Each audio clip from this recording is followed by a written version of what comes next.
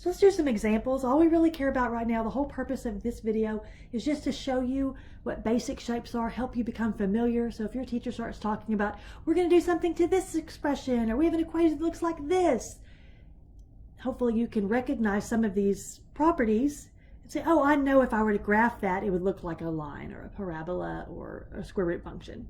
Okay, so that's the purpose of this video. You obviously can always use an XY table or some sort of graphing program or software to get the exact shape. We will know the basic shape so we understand some of what the properties are, okay? So determine the basic shape of something like this.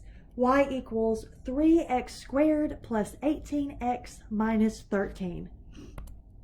What's the highest power of x? Okay, the exponent right there is a 2. Highest power of y, well, we have just a y, so we know there's an understood exponent of 1. Okay, remember y to the 1 is the same as y. The exponent is 1. Okay, so then we confirm that y is on the left. We have y equals x stuff, very technical language here.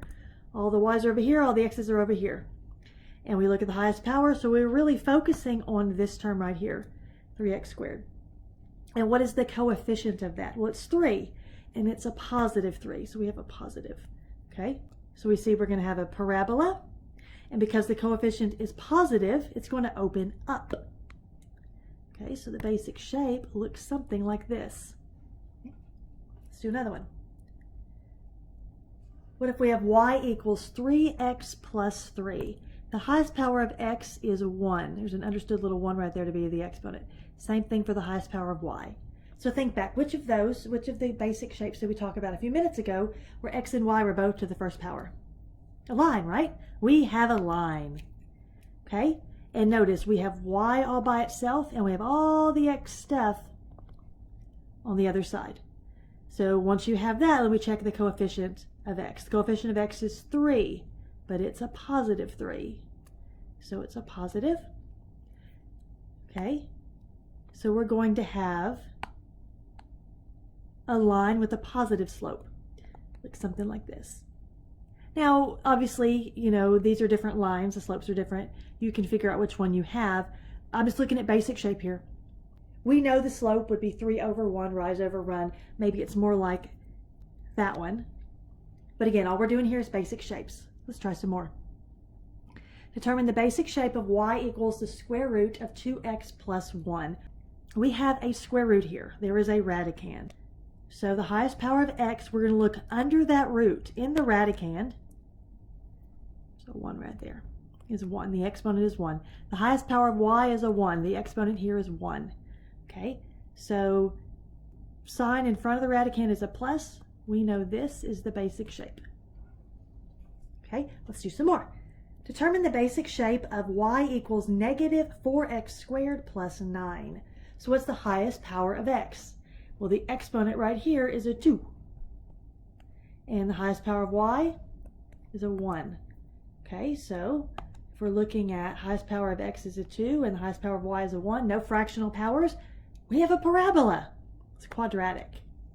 Okay, and then we look at y is all by itself and all the x stuff is on the other side. So we can look at the coefficient is a negative. So it's going to be a parabola open and down. Basic shape is something like this. Again, when you start graphing parabolas, you will learn exactly how wide it is and the steepness and where it is in the axes, but we want just the basic shape. Okay, what about this one? The basic shape of y equals negative 19. Highest power of x. I don't see an x in there, do you? There isn't one. So really, we would say it's 0, right? Because x to the 0 is the number 1. This is like negative 19, x to the 0. Okay, highest power of y is 1. That means we have a line.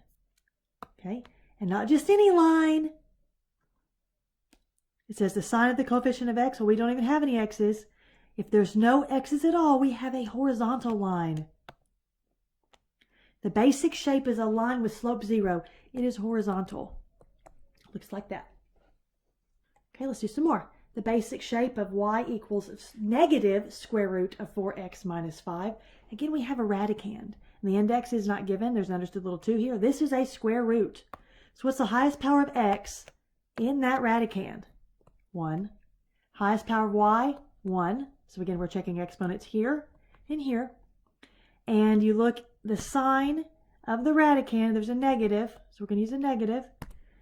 So we know our graph is going to look like this. Okay, what about something like 4x squared plus y minus 5x plus 2 equals 0? Highest power of x, there's 2. So there's an exponent of 2 right here.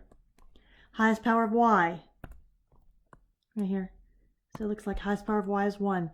So if we have the highest power of x is 2, highest power of y is 1, check all your other powers, no fractions. We just have x to the 1 and x to the 0 are a constant, right? So we have a parabola. This one's a little different though, right? All the other ones we've done, y was all by itself on the left-hand side. Y equals x stuff. Okay, so before we can decide if it opens up or opens down, we probably need to get it sort of in this form. Get the y on the left-hand side and move all the other terms, the x's and the constants, to the right-hand side. So we're going to move this and this and this. So we end up with y equals negative 4x squared plus 5x minus 2. Because what we've done, let me do it slowly, we're subtracting 4x squared minus 4x squared. So that part's gone.